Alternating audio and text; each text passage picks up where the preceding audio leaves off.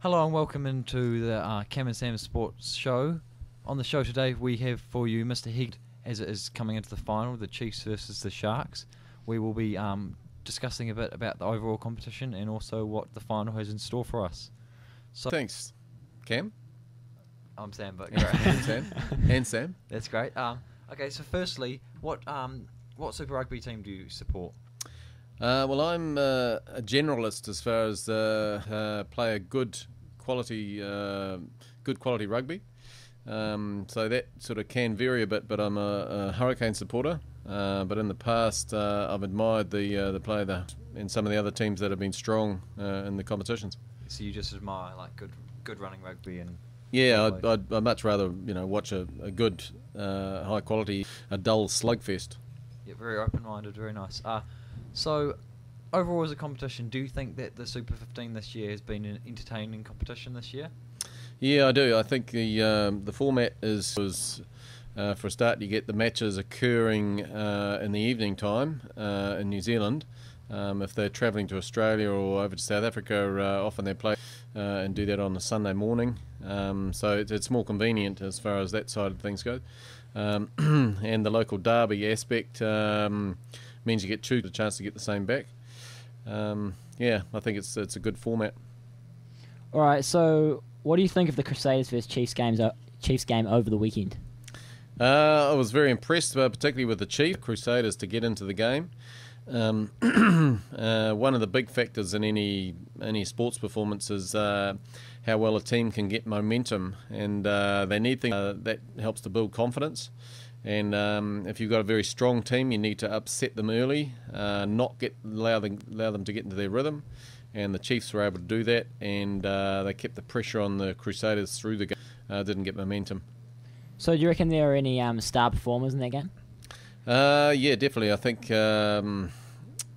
both the props for the Chiefs, core tasks, which is in the scrums and the lineouts, mainly as lifters, and in the rucks and mauls, came up very quickly. One time, Tamalolo managed to tackle Dan Carter and put quite a good hit on him, and he shows. Tamifuna also did a big hit on Luke Romano and probably contributed to him having to leave the field, I think. So they were outstanding for me, those two props, and the rest of the pack just operated very, very well as a team. Aaron Cruden was outstanding, and he's got Sonny Bill Williams to offload to, who's always a threat, and he played a better game than he has in some of the other matches where they lost recently. Okay, great. So the Chiefs being able to field. How good is this for New Zealand rugby with with young players being able to show up and play well?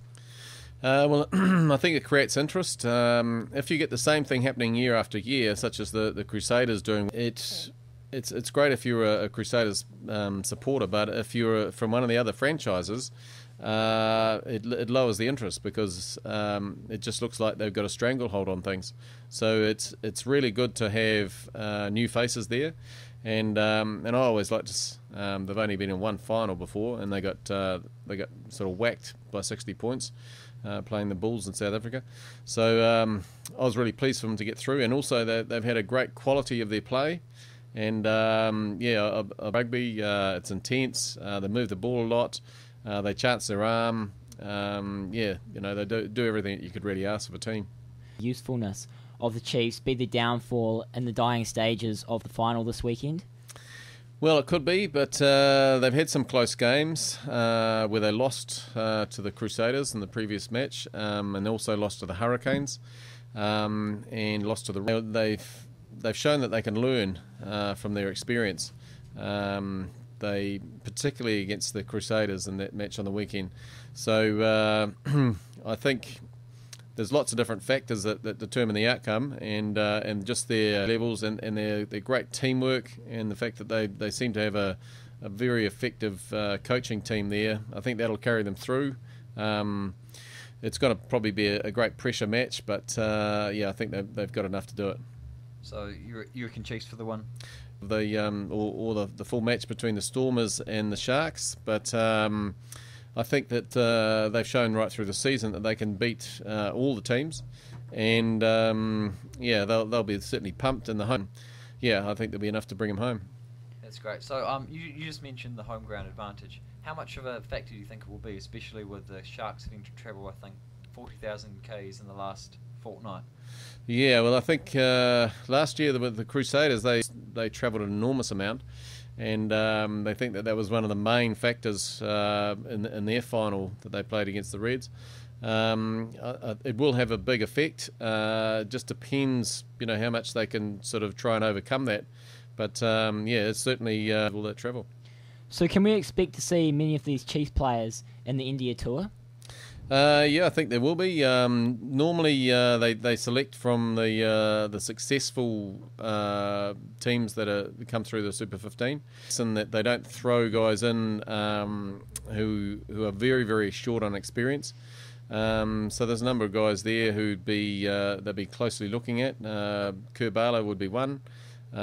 Be Robbie Robertson as a fullback, or a utility player could be in there. And definitely Cruden and very nice. So on the top topic of halfbacks, do you reckon Kurbala will be able to outpace the likes of Andy Ellis and win the spot for the it could be a championship to look at all the players and how they perform. So Piriwipu was possibly a lucky player to be selected. He didn't have the form, but they knew that he into form can be a critical player. So if he doesn't come up to scratch in this coming rugby championship, then I think Ellis would probably go back in there as the experienced player. They'll probably put Kurbala in as well. So is the Sonny Bill Williams leaving?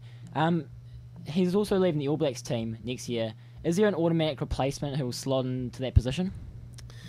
Quite a bit of size, who can carry the ball forward and get over the advantage line. So the obvious one to do that would be Ma'anonu. But possibly Ryan Crotty is shown. I doubt that Tamati Ellison would be used as an inside centre or second five. Because he's probably not big enough. He needs to be further out, like a backup to Conrad Smith. I think they'd probably go with the tried and true. So do you think we have definitely moved from having a kicking second 5'8" to having a more running 5'8" like Ma'anonu or Sonny Bill Williams? What about doing what Dan Carter did when he originally came and moving him? Yeah, it's an option. But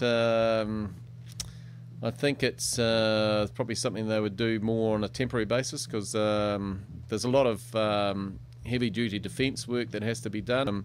You need a fairly big, solid player who can absorb a lot of that impact and also sort of dish a certain amount of it out. So Dan Carter's pretty efficient with his tackling most of the time, but he's certainly he's not going to take preserve his fitness and his ability to just play and use all his deft touches rather than take all the heavy work. So before we get Mr Meadows on here, a score prediction for the weekend. What are you picking? It's more than about 6 points, and I'd say it'll be something like 24-18.